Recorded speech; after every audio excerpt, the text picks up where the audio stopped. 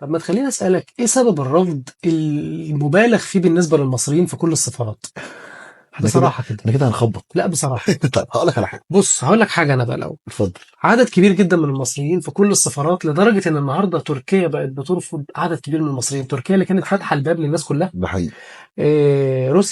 روسيا النهاردة بترفض كمية رفض للمصريين. الموضوع بقى خد صعب بالك جدا. فيه. أمريكا مش هتكلم طبعا، أنت تنزل فاهم. الدقي وشوف الدنيا عامله ازاي. أنت طبعا أمريكا فاهم اه طبعا، لا نسبة طبعا الرفض. طبعا طبعا. أوروبا مش عايز أقول لك الناس بتترفض وهي الملف بتاعها كل حاجة فيه مظبوطة بالورقة والقلم. ده حقيقي. إيه السبب ده؟ خليني اقول لك على حاجه بسيطه يا استاذ احمد. مم. ده شيء جوهري جدا. مم. ان مشاكل المصريين بالخارج بقت ضخمه جدا. بمعنى كتير قوي ان هم بيبداوا يخشوا زي ما اتكلمنا من شويه على موضوع ان هو بيتجوز واحده واثنين وثلاثه، مم. وبعدين تلاقي في مشاكل ليهم جوه الدوله. مم. خليني برضو اوضح اكتر. انت هدفك النهارده ان انت بتطلع بره مش علشان تشتغل او تنتج او مم. تعمل كيان. انا مش بتكلم على العموم، انا فاهمك. بتكلم على حالات معينة. مم. حالات معينه. مم. فغالى خلاف ذلك كمان ان انت تدخلك في السفارات النهارده بقى في انترفيو، مم. بتتسال، بيتعمل لك سؤال وجواب. مم. هتعرف تحضر الانترفيو وهتعرف تتكلم صح، مم. ولا انت اخد الموضوع ازاي؟ هتعرف تثبت هتعرف فكرة تثبت رجوعك فكره رجوعك. وارتباطك الموضوع مش ببلد سهل خالص. بالظبط. هتقول سيادتك خليني اكلمك ان انا اول مره خالص، انا شخصيا اول مره مم. خالص كنت اخش روسيا. اكيد انا دخلت الريد روم، مم. اكيد انا اتسالت أكيد طبعا. معاك فلوس، انت مين، جاي لمين، بتشوف مين، عارف ايه، اسئله كتير. محمد أنا قعدت 5 ساعات. انا أنا قلت لك الموضوع انت ده حكيت لي. طبعا في الموضوع المطار. مش سهل الموضوع مش سهل في خالص. المطار احنا لازم المصري، نوصل والوضع للناس ان صعب. الموضوع مش سهل. على خلاف كده بقى سبب الرفض ده بيكون ناتج منك انت، مم. مش من السفاره، من الملف بتاعك الملف بتاعك. ولا من دماغ القنصل. لا مش من نوع الكونسول. بعد الانترفيو، مم. الانترفيو بيبين قوي معدن الشخص اللي موجود. مم. هل هو النهارده راجل عنده هنا مهام كتير مم. فلازم هيرجع؟ بالظبط. ده شيء اساسي. طب بناء على كده ولا بديلك هيروح يهرب؟ التأشيرة.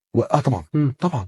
مم. وبعدين امر جوهري جدا ان انت بتكون مبين، مش شرط تبين، مم. تكون واقع فعلي ان انت مسافر على سبيل ايه. مم.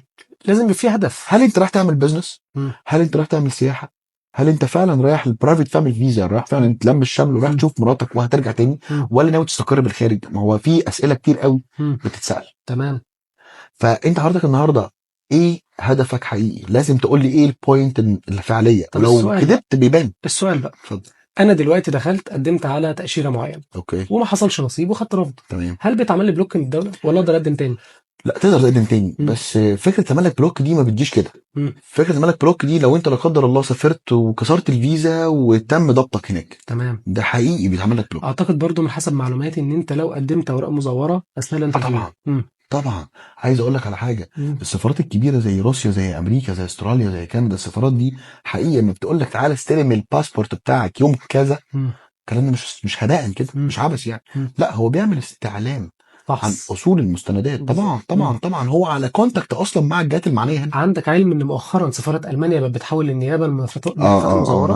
عارف الموضوع ده حصل اكتر من كيس في القصه دي. مم. وفي ناس كتير قوي اتحالت للنيابه ان هم راحوا اصطنعوا ورق مع ناس وهميين. بالظبط. وبرضه هرجع كشف واقول حساب. لك ايوه كشف حساب. اتعمل كشف حساب، وكشف الحساب طلع كشف حساب مزور، وان اتعامل مع ناس اصلا مم. هو قال له ما تقلقش انا هات بس خلص فلوس لك قد كل كده حاجة. وخلص لك كل حاجه. مم. طبعا ده بص امر اصلا انا مرفوضه تماما تمام. خالص. وبحذر اي حد ما يتعاملش مع الاشخاص اللي بالشكل ده. حضرتك بتروح لسيد محام مم. يكون ضليع في الحته دي، وبتروح لبرضه مكاتب سياحه متخصصه. خلينا نتكلم شركات سياحه ضخمه طبعا متخصصه في الكلام ده. وعندهم القدرة ان هم يساعدوك بجد. بالظبط. زي مم. في شركات كتير قوي في موضوع الدراسه. مم. روسيا من الدول المتخصصه في تعليم دراسة. الطلاب عندنا. مم.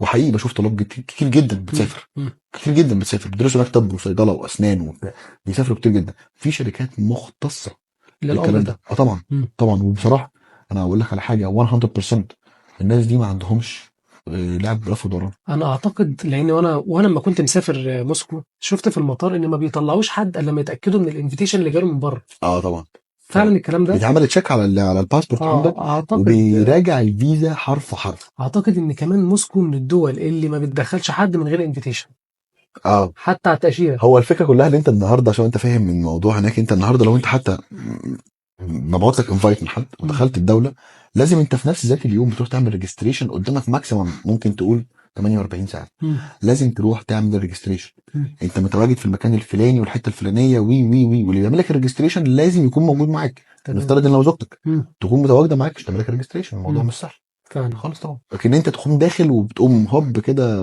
ما ينفعش. انا دخلت، لا لا ما خالص. ينفعش وانت اصلا انت مش هتكمل. فعلا. هو ستيب باي ستيب زي ما بفهمك. خلينا احنا بنوضح للناس، احنا كده وضحنا خطوات الزواج فعلا. واتكلمنا على النواحي من ناحيه وزاره العدل، مم. واتكلمنا عن الناحيه الثانيه من الحكم. ناحيه الحكم.